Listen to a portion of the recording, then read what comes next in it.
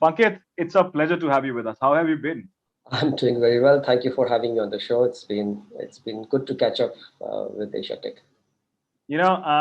This is such an important conversation, right? In the sense that with what 2020 has done, right, and our reliance on technologies gone up by at least 20x, right, across the consumer landscape and across the enterprise landscape. That this is a conversation that has become so much more important, given that you're in the enterprise and the cybersecurity space, right? And I think every conversation today that you sort of have with people in the B2B ecosystem, right, CIOs, CISOs, the most important aspect that one lands up discussing is essentially around the security risk, right, that these most enterprises run. But before we dive into our discussion today, why don't you take us through your professional journey? Yeah, you've been an accomplished professional before you ventured out. Take us through some of that. You work in India markets, you work in international markets.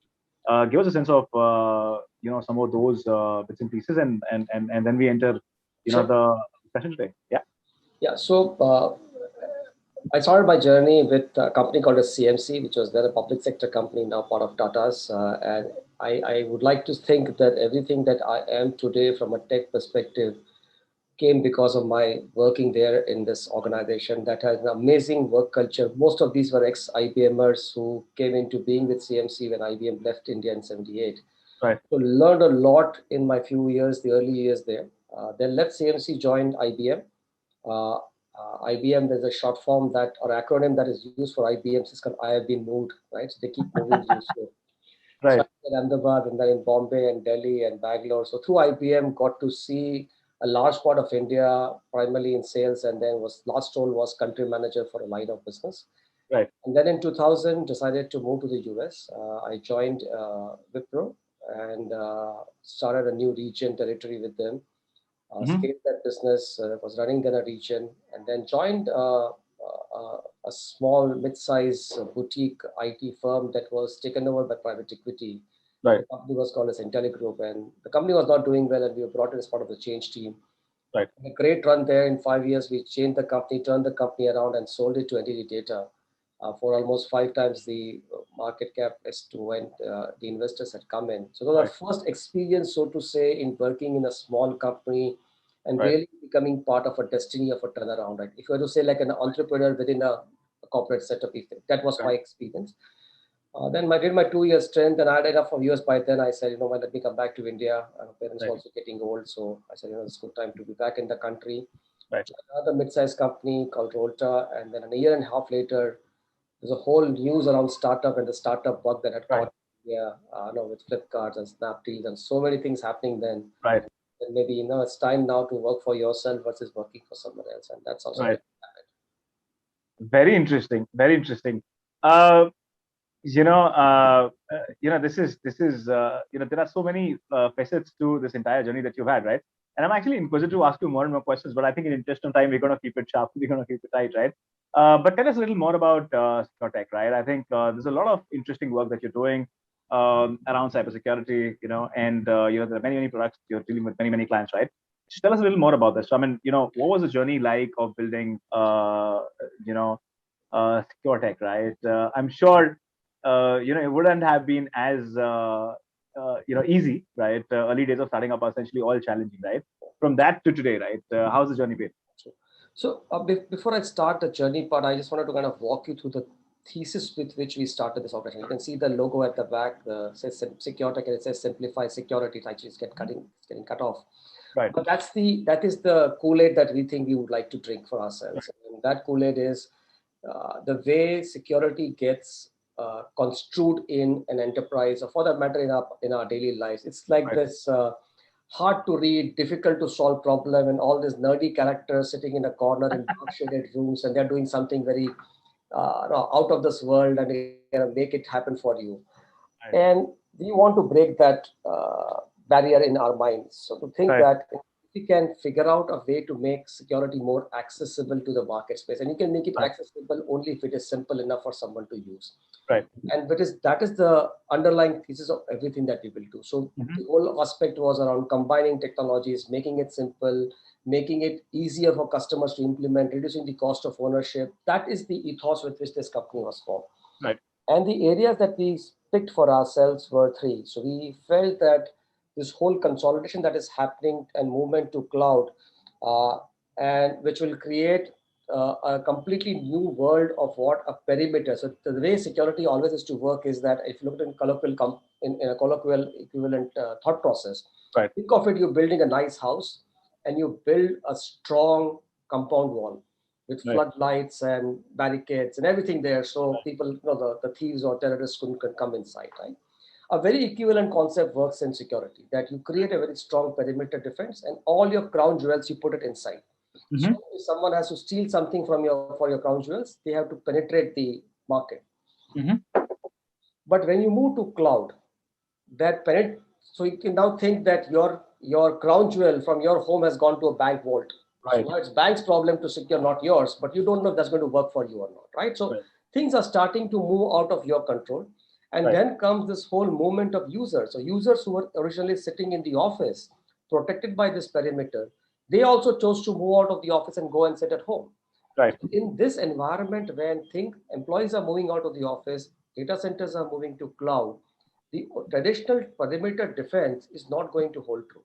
Right. We felt as in this new avatar, maybe we can figure out a way to create a set of products Right. that can make this journey of transformation that customers have been now forced to take, make that journey that much more secure and simpler and easier to adopt. And that's where Right. our products in the area of endpoint security, which is all around devices like laptops, desktops, and clouds, Right. all user security, which in the sense that who has access to what, and then enterprise security, where you look at security across their entire landscape, both your on-premise and cloud, and Right. identifying threats across that is what the capability for the company is all about.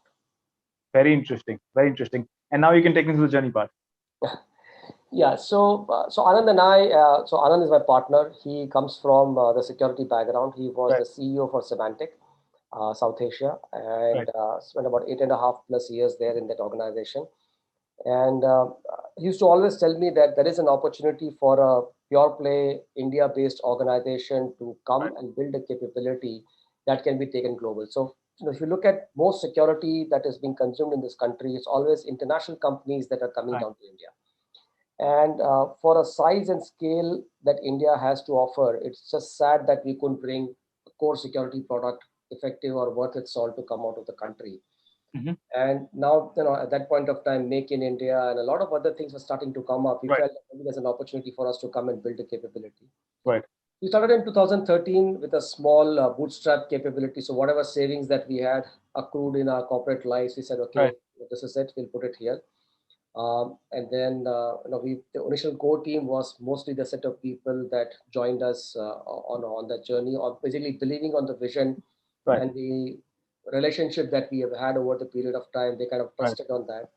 The same thing goes to for our customers. So most startups complain about not being able to acquire customers or not getting paid on time. Right. I must say we've had a very different experience. We always found customers. They were customers from our past relationships who stuck their neck out and gave us business. Customers Right. who paid us on time. Sometimes we funded ourselves because we were able to collect money upfront, 100% advance, unheard of in the India context, but we were able Right. to do that. Right. So that was not a difficult experience. A more difficult experience was actually hiring good talent. Mm-hmm. Security is not something that is more prevalent from a product development perspective in Right. India. So it was a very hard grind finding the right talent. So we were in Mumbai, then we went to Delhi scouting for talent. So we set up an office in Delhi. It Right. didn't work out. Then we went to Bangalore. So it's kind of more a struggle to get that talent Right. onboarded. Right. But all in all, I think it's been a good journey. And so far, I mean, where we are, I think, looking back, when we started this company, we had not in our wildest dreams imagined that this is where we would be. So Right. fairly happy with what we've been able to accomplish. Very interesting. Tell me a little more about the products, right? I think, and I think, while you were saying this, and in fact, I was just thinking in my mind, right? Have I heard of many security companies from the Indian scene, right? And I think there are hardly any, right? They're mostly essentially implementers, right? Who are resellers for most international brands and system integrators and consulting companies that are sort of operating in that space, right? But very few who've literally sort of built it in India, right? Tell me a little more about the product, the product journey, right? I mean, of course, you highlighted the challenges that you came across, but tell us a little more about in terms of the product stack, right? What are the products that you're offering? What are the kind of customers that you are, currently dealing with? What's the aspiration? Some of that, please. Yeah. So I think you probably are the first platform that will announce it formally, but we are launching on 15th of July a completely new platform called as Percept Cloud Platform. So it's kind of a Oh, wonderful. yeah. So you are the first Right. ones in the market who will Congratulations on that one. Thank you. So it's basically a Percept, like Percept means is the ability to foresee a challenge and be able to respond to it. Right. And what we look to foresee is the challenges on 3 counts, right? And in security, think of it, if you can see the problem, you can fix it. Right. You can't fix what you can't see, right? So the whole idea is around identification of threats. Right. And where all do you want to identify threats? So the first area that you want to identify the threats is all on the devices, and the devices being laptops, desktops, servers, cloud environments, as and wherever your devices are.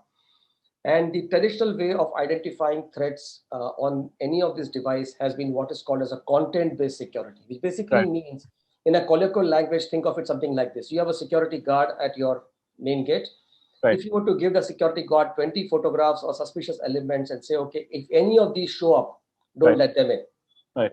So if a 21st new suspicious element has been identified by that company, you have to make sure that the photograph lands up on the security guard's desk.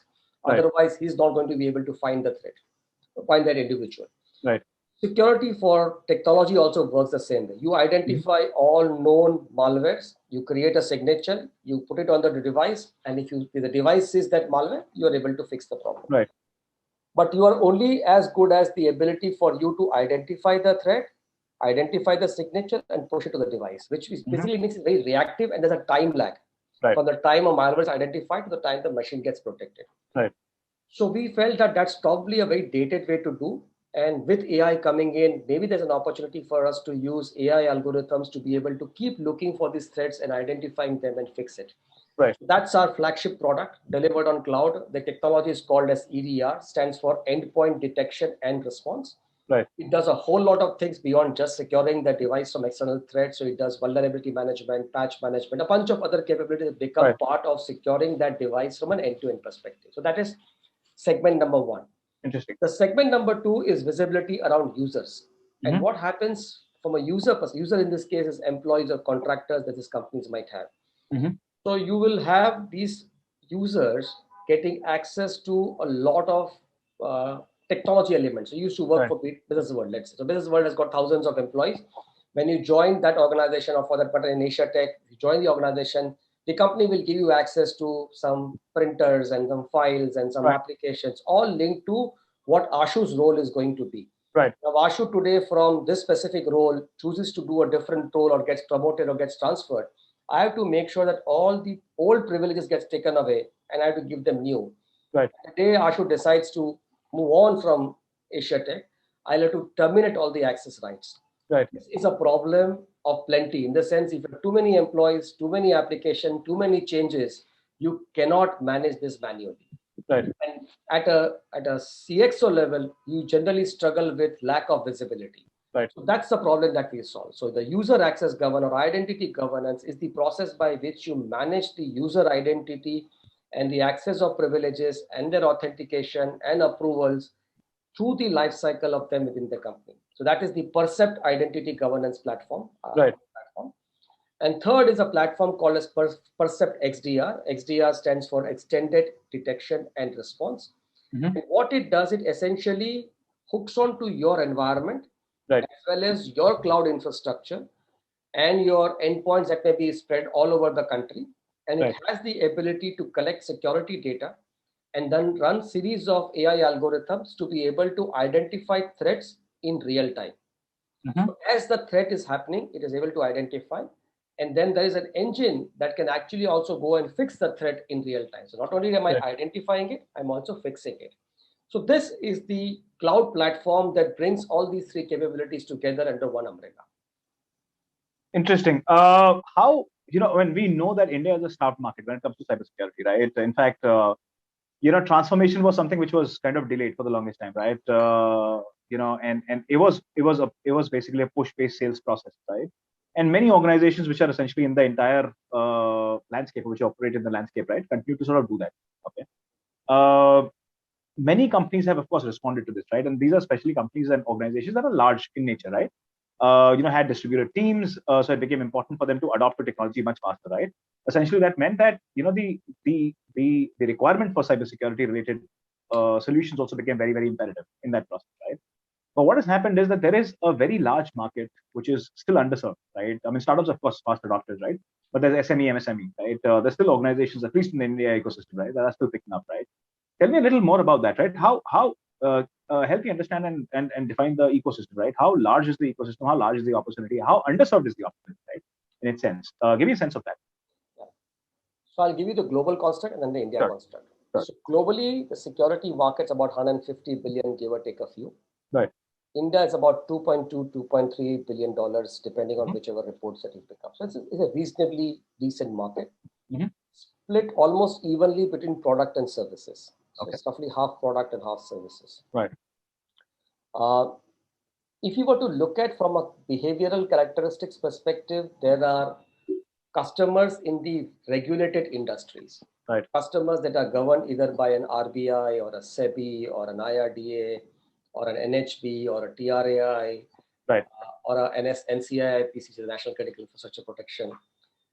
They have a certain cybersecurity policy imperative that they need to follow because the regulator says so. So they don't have a choice but to follow. If they don't, then their licenses will get revoked. Right. So that segment, that whether you are small or large, you have to do some basic security hygiene. Right. And then there's a huge spectrum of the country which is not governed by regulated framework, like a manufacturing, a pharma, a retail, healthcare, hospitality, services, none of them, right? They don't, media, they are not governed by any push from the regulator. Right. There is, however, a movement that is coming from a law perspective. So you have the Privacy Act, the IT Act, the Data Privacy Regulation is likely to come up, which hopefully will put some push versus the pull from a government perspective, forcing these companies to look at security beyond what they are normally used to doing. Otherwise, security is always looked at as a cost item.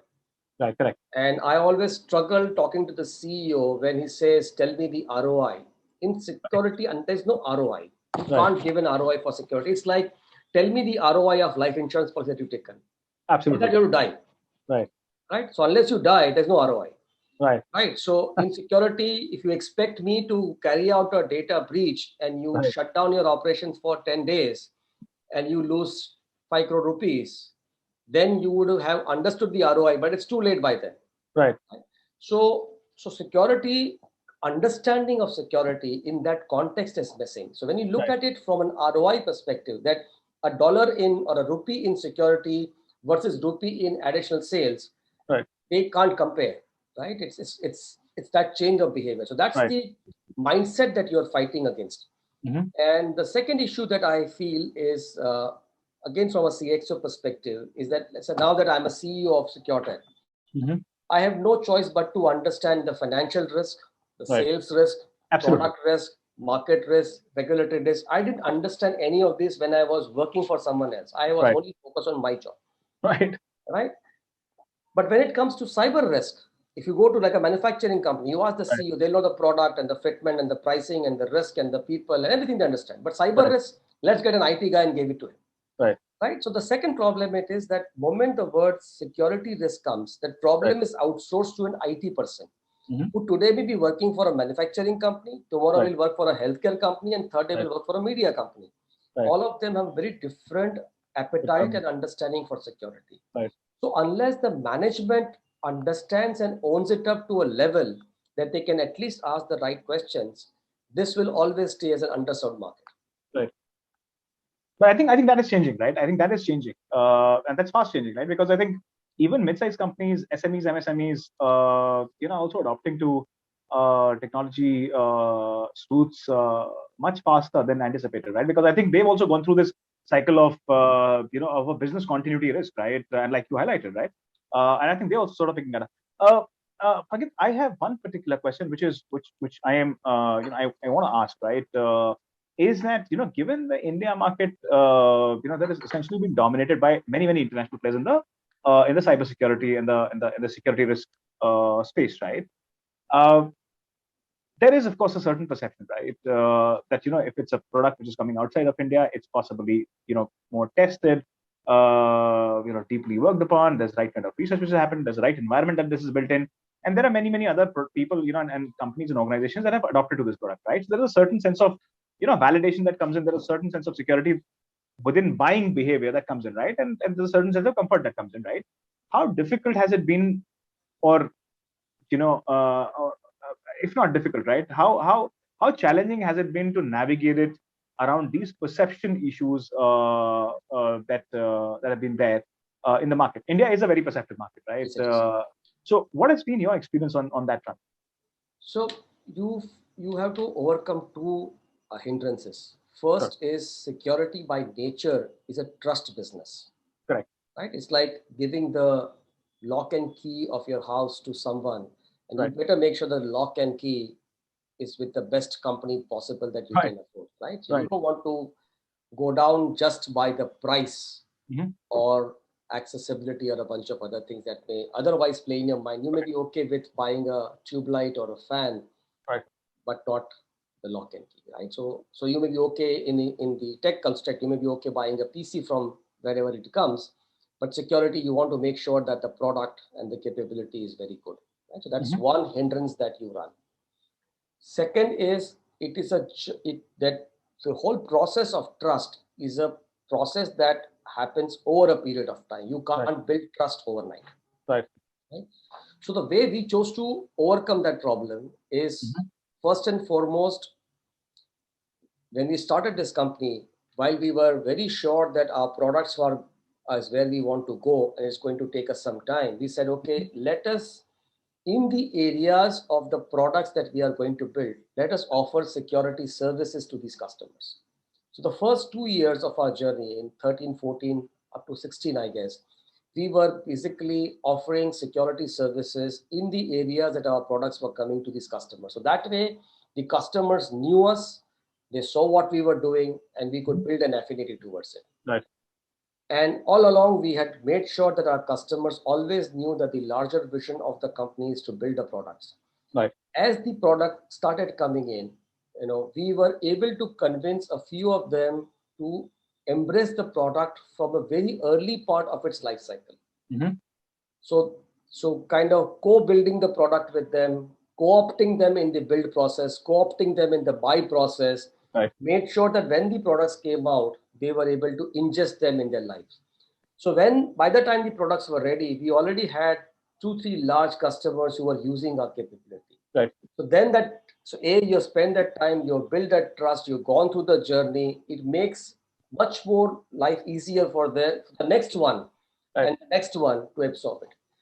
The second aspect of building trust is getting validation. So our products are benchmarked. So we benchmark our products with an agency out of US, and we become part of all of this analyst ecosystem who work with us, who give us resonance in the market space, right? So working actively, a third-party validation channel is also an essential part to bridge that trust. Right.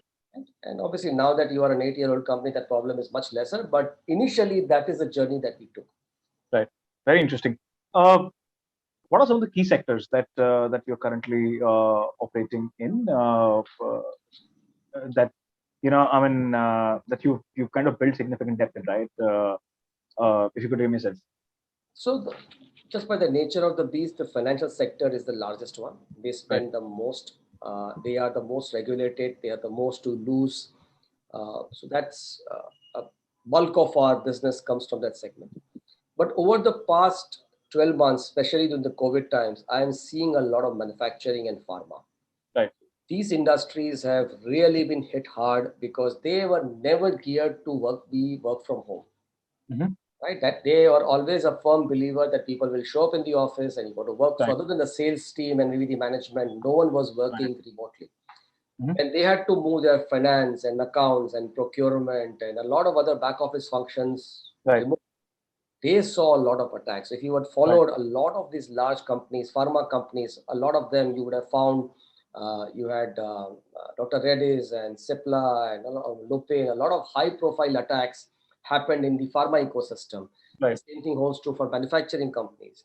So there is a lot of awareness now that technology has been an enabler for these businesses to continue working even in COVID times. But technology also created a lot of security problems. So now I'm seeing in the last 12 months a slow shift where manufacturing retail companies are starting to come down on the security journey. So how Bhagat, how has the funnel changed? And I'm sure it was from a very, very long sales cycle. I'm sure things must have changed post. Much. So people don't expect you to come to their office to do presentations. All our pilots originally used to happen on premise, so that has gone. All cloud is fine, remote is fine. So my productivity has shot up through the roof. Right. So it's become much more easy to carry out a sales cycle. And has that had an impact on the payment terms and all of that? Has that changed? So for us, we've been lucky, as I mentioned. Let me put it this way, right? So has the operating environment become more conducive? Let me put it is. Right, more collaborative. But they need you, right? I mean, they actually need you. Shit really hits the fan ever so often in this business. Right, and in a very short while, right? And a very, very quick duration. Pankit, so 2020 has been a very, it's been a difficult year, right? It's been a difficult year in terms of everything, right? I think businesses literally came to a standstill, right? And of course, there was a very quick and a rapid need for adoption of technology, right? And that brought businesses to a very different kind of a risk, right? Something that even, for example, you wouldn't have, say, kind of anticipated, right? It could hit businesses, right?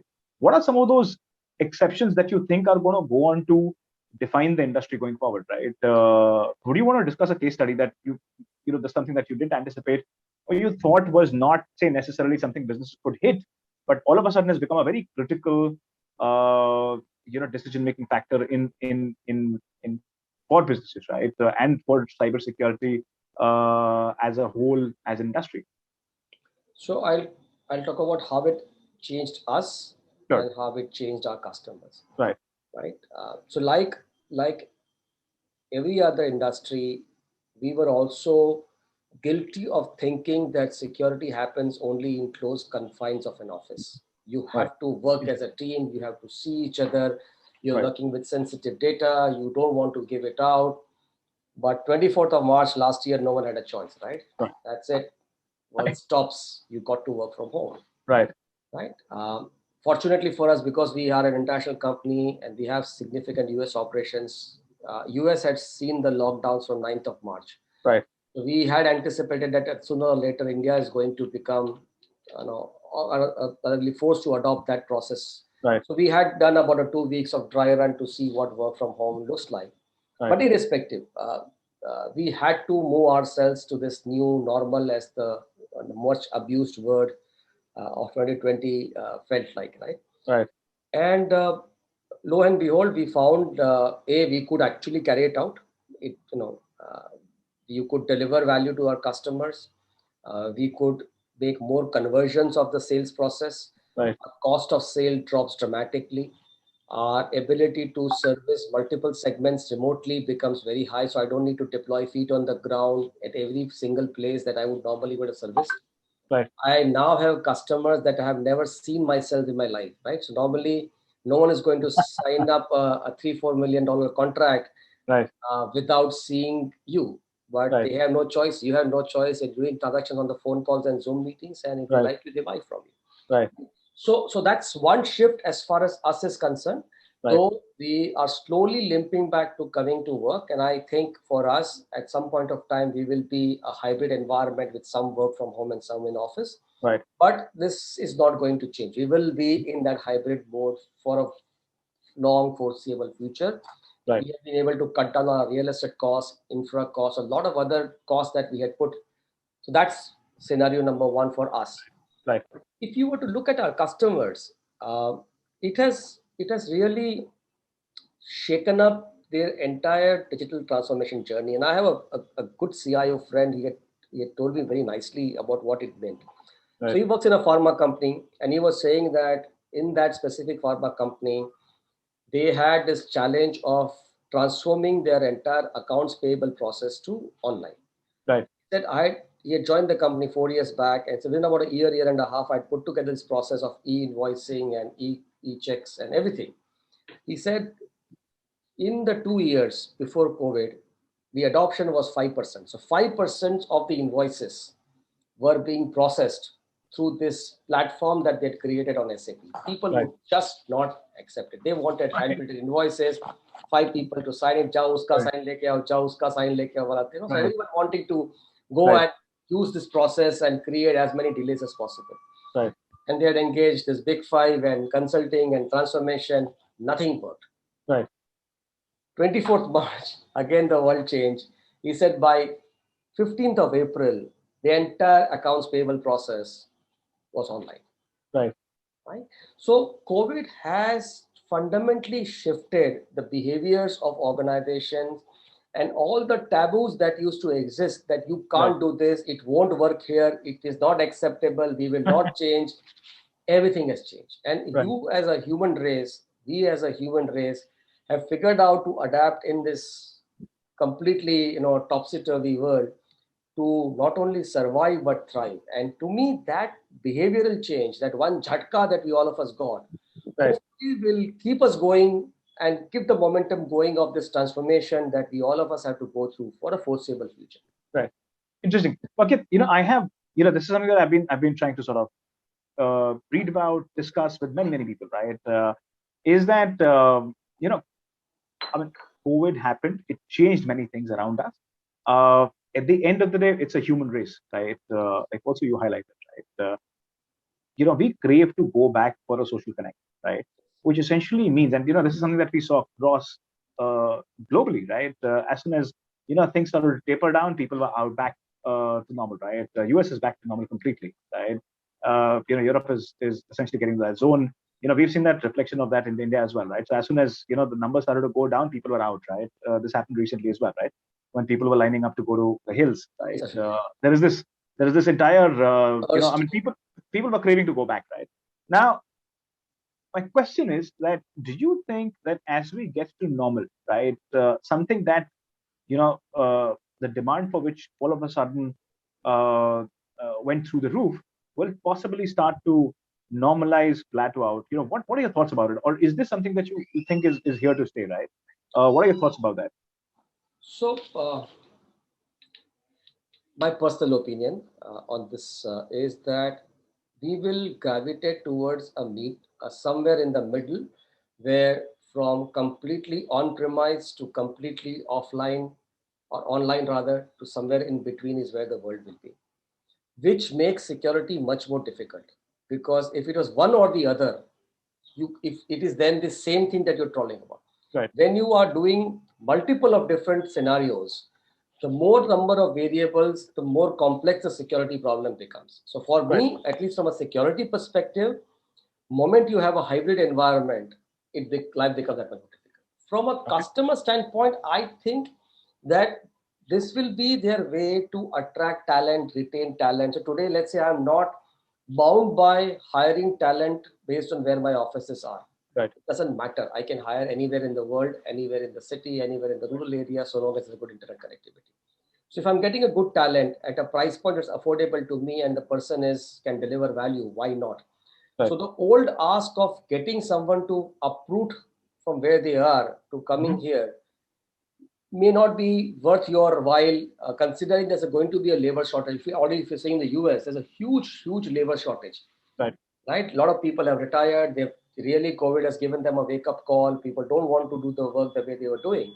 So this probably a happy medium somewhere where a couple of days on, couple of days off, maybe a way to go, or some people on, some people off all the time. That's where the world is going to move towards. Interesting. And that's an interesting thought that you put, right? And I think while a lot of other businesses grapple with, the tracing back, right, that could happen. I think what you highlighted, I think kind of, makes a lot of sense, right? Because, real estate, a lot of inefficiencies which are built around, physical operations, I think, I don't think are going to happen anytime soon. And I think you're kind of right when you say that, they're going to essentially live in a hybrid world, right? which is going to be of working from home and more institutionalized form of it, and working from office. And that's a very interesting point that I found. Okay, 2020, what are some of the opportunities that you think have opened up? Which are some of the sectors that you think have all of a sudden become very, very exciting? You've highlighted some of them already across, some of your points that you've highlighted earlier. But some of the sectors, which are the sectors that you are particularly excited about, saying that here the adoption is going to happen faster. The ARPUs are going to be exciting, and and should become a large part of your portfolio. So the one that hasn't invested a lot in security is healthcare. Right. And Is it? yeah. Okay. Except for the pharma, if you Right. look at the rest of the healthcare, which is like your clinical laboratories, your payers, Right. and med devices, clinical trials, research, pharmacies, supply chain, they're not invested enough in security. Sure. And they have been really, really hard hit in these times. Mm-hmm. My belief is that one thing COVID did is put healthcare front and center in the entire industry ecosystem, right? So it used to be the financials that would drive the industry. Health has suddenly become the pillar, because if you don't have a healthy nation, you probably don't have a nation, right? And that's the one reality that everyone seems to have kind of gravitated towards. So my belief is that healthcare as a segment will see a lot of investment in terms of scaling the segment, really building a lot of hospitals and pharmacies, and a lot of things will happen around that. The entire value chain. Entire value chains, which in turn will drive our demand, which we have not seen so far. Right. Second is education, right? So again, this whole work from home, study from home has really created an ancillary risk to kids. Right. And the impact is still not understood. So there's a second segment that I personally feel that going forward will happen. And third is government. So government is a big spender, but it's a very slow spender. Mm-hmm. I think there are three segments. So the regular ones, the financial, manufacturing, all of them will anyway continue to have the momentum. But there are three segments, in my opinion, that's likely to scale. Very interesting. While you're saying that, and also, and I'm kind of thinking about the healthcare piece, right? Because these are things that we understand at a very close proximity, right? There's a lot of sensitivity around data, right? And how the data has been used, and I think the entire aspect of data privacy and so on and so forth, right? And there is a huge liability play which is kind of now built up, right? There's a huge debate which is going around, right, in terms of who holds it, how it's used, for what it's used, leakage of data, and so many other things, right? How do you think is that particular piece going to play out, right? How is the sensitivity going to play out? What are your thoughts about that in the context of liabilities on business? So there is a regulatory framework, right? There is law, there is the organization or the enterprise, and there is us as individuals. Right. Each one will have a different take on the subject. Let me start with the individual first. Right. Unfortunately, we as Indians don't value data, our own data. Right. We are very happy to give away information. Right. I'm sure our Aadhaar cards, PAN cards, photocopies are floating around without our knowledge. Right. If you are applying for a bank loan, you just call one NBFC. Within 5 minutes, you'll get a call from 10 other NBFCs saying, "Sir, loan chahiye kya?" Right. So our data, we don't care about our data. Right? So unless that aspect of it changes, that there is a penalty that you will have to face personally when your data gets stolen. Right. That behavior change is not going to happen, and without that behavior change, the rest of the ecosystem to hold them accountable becomes difficult. Right. On the enterprise side, they will do it only if there is a regulatory framework and a law that attaches. And the reason I'm splitting this is I'll give you my context of where the law comes a regulatory. So a big basket has a data breach. I'm sure you would have bought something from Big Basket. Yeah, I don't know if you are, but I have at least bought from Big Basket. I have not been sent an email saying that, "Sorry, sir, your data has been lost." Right. Or you are part of the compromise list. We hear it from the market, but that's about it, right? There is neither a fiduciary responsibility nor a ethical or a moral responsibility on companies in India to report to the impacted parties on the fact that the data was stolen. Right. though I did get a mail from Air India on the data theft, right? So at least for whatever it is worth, no private sector company sent me an email on the data loss, but Air India did send me an email saying that you Right. might be in the list, right? What to do about it, the remedial measures and all, just leave it aside. But at least the fact that your credentials can be Acceptance. compromised is something that you got to know. Right. So the other two pillars, regulatory and the law. So regulatory framework typically is driven by the bodies. So Mhm. you may have a healthcare body that may try something, you may have a RBI that may try something, which will be specific to that industry in the construct, allowing that industry to operate the way they are supposed to operate. Right. Versus a law, which will be like a privacy, data privacy act, IT privacy or IDPR or whatever those, right? So unless those two frameworks come in and come in very heavy. So unfortunately in India, if there is no law, there is no regulatory pressure, you will not find the downstream two systems working towards it. So neither is the corporate going to change its behavior, nor us as citizens going to be sensitized about it, right? Mhm. So that's the conundrum that we face from a data privacy perspective. Mhm. It will change. I mean, it is the state as it is today, but there is a fair amount of chat that is happening. There is a lot of media coverage. So over a period of time, I'm hopeful next 3, 4, 5 years, we will see this becoming a normal behavior in terms of your data privacy being respected. Interesting. Pankit, there's a bit of international operations that you have, right? And not a bit, sorry. But I think Yeah. there's reasonable, there is a reasonable footprint that you have, for whatever little time that you sort of spent to build this enterprise, right? Tell me a little more about the international footprint that you have, right? How is that market playing out for you? Yeah, so we customers in US, Right. Europe, Middle East, and Africa. That's where our Hmm. physical customers are. It's still small. I mean, Right. it's not. It's about 20% of our business. So it's not that big. But Hmm. it's happened over the last 24 months. So we didn't have Very anything interesting. before that. It's been a fairly new capability for us. Right. Uh, what is good to see is that the same thesis with which we started this company of simplicity, consolidated landscape, ease of Right. use, that still applies. Right. So originally we had thought that when we were to enter, let's say, US market, we have to change our spiel and we have to say a few things differently or package it differently. To our surprise, the problem statement doesn't go away. Just because you're in a developed economy doesn't mean that you don't crave for simplicity. Right. Doesn't mean that you crave for ease of use. Doesn't mean you crave for someone who will take the problem and solve it end to end. Right. So that thesis is not changing, right? And there is a segment that craves for that, wants that, and so long as you have the ability to reach that market, you will solve the problem. So the problem for us in these markets is what are the vehicles that we will have to be able to access it, take the story forward. That's the bigger challenge versus acceptability of the message. Right. Very interesting. Uh, Pankit, I have enjoyed my discussion thoroughly with you, right? And before I end this discussion, what are the next 2.5 years? I would have asked 5, but I think in today's time, I think 2.5 is a reasonable ask, right? So, what are the next 2.5 years for Secure Tech, right? What are some of the things that you're geared towards? What are some things that you're excited about as an individual, as the CEO of the company, as the leader, who's building it from India, right? What are some of the things that you're excited about? So first and absolutely near term, in 2 weeks' time, is the launch of the new platform. Right. So right now, it's keeping us all busy. It's a lot of hard work over the last few years that has gotten Right. us to this stage. So that's one.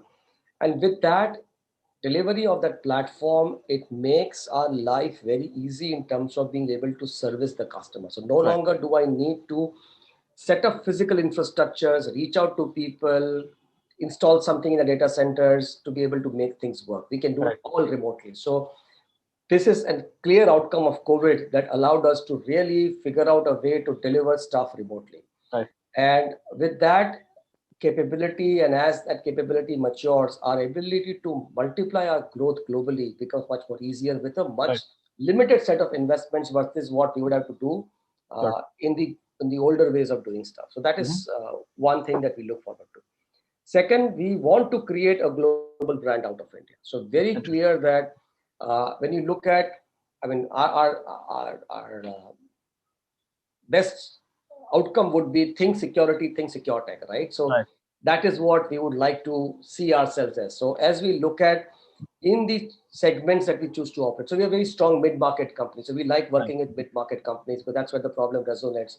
If we can be that provider who has been accepted because we have simplified security, we have brought this together, we reduce the cost of ownership, that will be the second thing that we would like to Right. see. And third is, and I think we spoke about it early in the conversation, India is not known for security. Correct. Hopefully, because of what we do and the success that we are able to deliver, if India can start seeing more security companies, and just like you today associate Israel or UK or US with security, if India could be associated with security with more startups coming in and creating a really thriving ecosystem, Right. that would be a great thing that we would like to see. Okay, things have really changed around in this country. Right. Interesting. Interesting. And I think what I also like about the fact is that you're not necessarily, and this is something that I continue to sort of discuss and debate, right? That when you, as soon as you say startups, you're thinking of typically college dropouts or people who are just out of college. But I think that definition is now kind of changing, right? And what I'm particularly excited about, Pankaj, is your motivation, your aspiration, and I think the drive to create a very strong and a reliable security company out of India, right, which is catering to the world, right? And I think that's absolutely phenomenal and overwhelming to an extent, right? Because you're absolutely right. We're not considered to be a market which could offer security related solutions, right? We weren't perceived as one, and I think it's a good agenda that you're out there with to change that perception, right? It was a pleasure to have you, Pankaj. Thank you so much for taking the time out. Yeah, yeah. Thank you so much. Really a pleasure talking to you.